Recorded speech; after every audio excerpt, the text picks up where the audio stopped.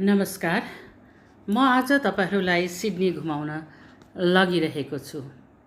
अक्षरहरूको यात्रामा सिडनी, विन्द्या सुब्बाज्यूको नियात्रा आज म पढिरहेको छु र पढ्दा पढ्दै झलास्सै अन्यास्सै यी यात्राहरूको सम्झना मलाई पनि भयो।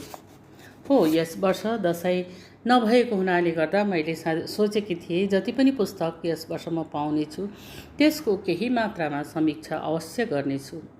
यो पुस्तक 52 पृष्ठको छ अनि पहिले सिडनीको टावरको नक्सा भएको अनि अन्तमा हामीले सेल्फी खिचेको, त्यसमुनि लेखिएको जुन चाहिँ अक्षरहरू छ त्यो म हजुरहरूलाई पढेर सुनाउन चाहन्छु। यो पुस्तकभित्रको कुरो। घर परिवारबारे कसैसँग केही कुरा गर्ने समय भएन, न आफ्नो यताका हालखबरहरू केही बताउन पाइयो। केवल त्यस साहित्यिक यात्रामा आफ्ना अपेक्षित भूमिका पालन गर्दै केही रमाइला पलहरू बिताएपछि पुनः फर्केर आयौँ स्वदेशमा, आफ्ना घर गृहस्थीमा।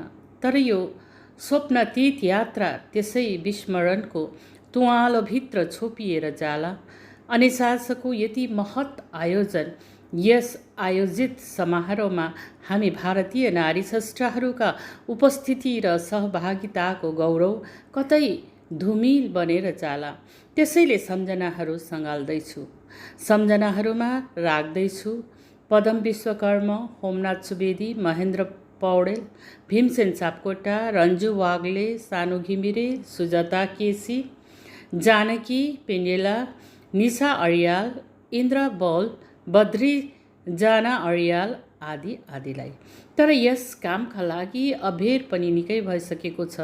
लेख्दै जाँदा तर प्रशान्त महासागरको निलो व्यापकता, राति जगमगाई उठेका हार्बर ब्रिज र ओपेरा हाउस सम्झँदा नोस्टाल्जिक भई उठेकी छु। वास्तवमा त्यही नै म यहाँ शब्दहरूमा बटुल्दैछु भन्ने विन्द्या सुब्बाजीको भनाइ यस पुस्तकभित्र हजुरहरूले पाउनुहुन्छ। उहाँको प्रकाशित कृतिहरू जम्मा एक स्वप्निल यात्रा अमेरिकालाई लिएर 2021 सम्ममा 20वटा भइसकेका छन्। उहाँ एक वरिष्ठ सशक्त साहित्यकार, हाम्रा विभूति, हाम्रा यस भेगका अति नै प्रगतिशील लेखिका, साहित्यकार हुनुहुन्छ।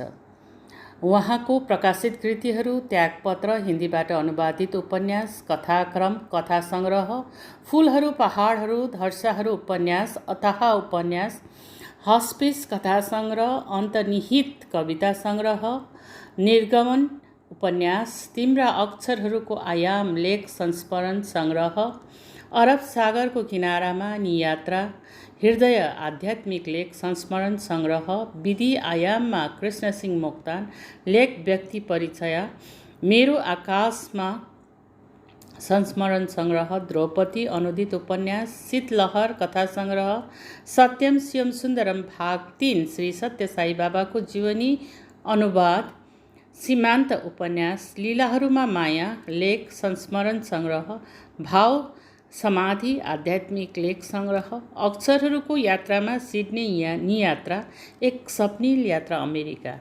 जम्मा 1978 सालदेखिको लिएर 2021 सालसम्म उहाँले जम्मा 20वटा प्रकाशित पुस्तकहरू नेपाली साहित्य जगतलाई प्रदान गरिसक्नु भएको छ। अनि यो पुस्तक 52 पृष्ठको पुस्तक छ। नियात्रा छोटो तर मिठो अनि यसमा लेखिएका अक्षरहरू ठुला ठुला भएका हुनाले गर्दा हामीलाई पढ्न सजिलो भएको छ। अनि यस पुस्तकको पहिलो पातामा नै अक्षरहरूको यात्रामा सिडनीलाई हार्दिक शुभकामना भनी पदम विश्वकर्मज्यू, तत्कालीन अध्यक्ष, अन्तर्राष्ट्रिय नेपाली साहित्य समाज केन्द्रीय कार्य समिति, सेप्टेम्बर 30, 2018 लेख्नु भएको छ। अनि यो यात्रा हाम्रो भएको थियो 2016 4 देखि 6 मार्चसम्मको हाम्रो सिडनी यात्रा। यसमा भारतवर्षबाट हामी 4 जना स्रष्टाहरू डाक्टर पुष्प शर्मा, डाक्टर कविता लामा, म लगायत बिन्दा दिदी, बिन्दा सुब्बाज्यू, हामी 4 जना निक्लिएका थियौँ यस यात्राको निम्ति। 4थो अन्तर्राष्ट्रिय नेपाली साहित्य सम्मेलन अस्ट्रेलिया सिडनीमा हुन लागेको थियो अनि हाम्रो यात्राको सुरुवात अन्योलको थियो।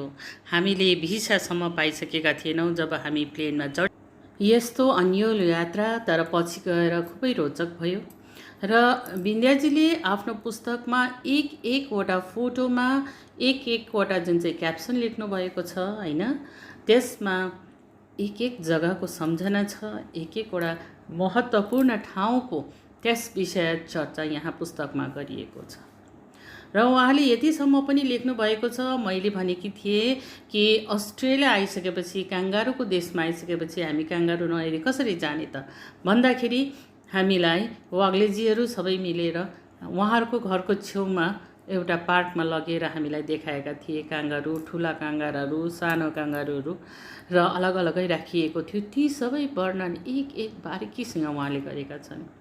अनि सानो घिमिरेजी, उहाँले हामीलाई सहयोग पुर्याउनु भएको। त्यसरी नै भीमसेनजी, पदम विश्वकर्माजी र समितिका प्राय सबैजनाले हामीलाई सहयोग पुर्याउनु भएको मैले त आएर भुलि पनि सकेँ, तर उहाँले एकवटा कुरा सम्झना गरेर लेख्नु भएको छ।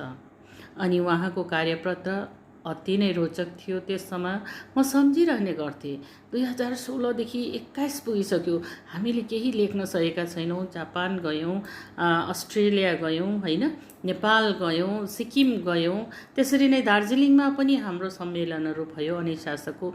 तर हामी कति अल्छे, हामीले लेख्न सकेका छैनौँ भनेर सोच्दै दिदीले दुईवटा पुस्तक ल्याएर मलाई राजेन मोक्तानजीको घरमा छोडिदिइराख्नु भएको थियो।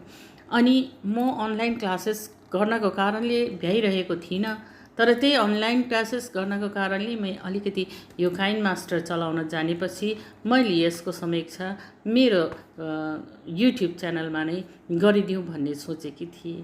अनि यस वर्ष दसैँ नभएको हुनाले गर्दाखेरि म एक गरी यो पुस्तकहरू पढ्न लागेको छु।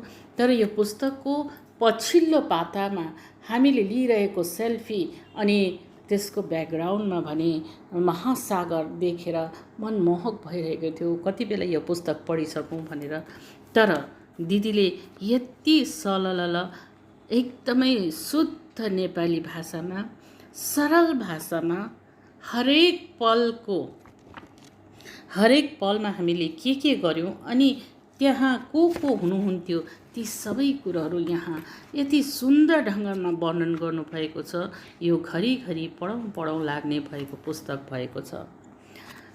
सानो, छरितो देख्नमा सुन्दर अक्षरहरूको यात्रामा सिडनीको टावरबाट सिडनी सबै देखिरहेको छ भने पछि गएर यो सेल्फीले हाम्रो यात्रालाई सुगम बनाएको हामीले यहाँ के गर्न पाउँछौँ, यसको रसस्वादन गर्न पाउँछौँ। दिदीलाई धेरै म बधाई दिन चाहन्छु। साथसाथै बिन्द्या दिदीले फेरि पनि आफ्नो कलम यसरी निरन्तर चलाइरहन् अनि सुस्वास्थ्य रहन् भन्ने कामना गर्दछु। अनि दिदीलाई धेरै बधाई दिन चाहन्छु। दिदीको जाँगर देखेर हामीलाई पनि जाँगर चल्नेछ अनि पढ्नेहरूलाई पनि